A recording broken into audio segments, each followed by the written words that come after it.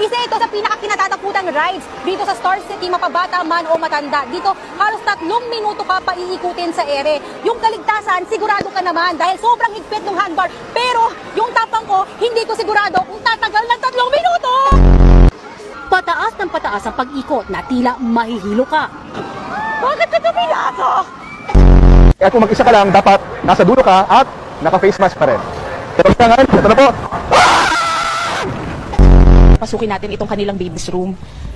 Dito raw makikita yung, ilan nga sa mga drawing ng kanilang baby, maging ang kanilang mga laruan! Mga laruan!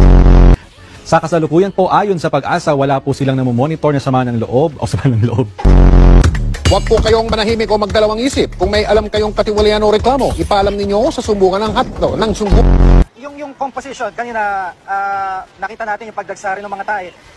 At makikita natin na kahit nasa labas sila ng tindahan, o nasa labas sila ng simbahan, ay makikita natin na hanggang sa ngayon, natutupad pa rin yung social distancing.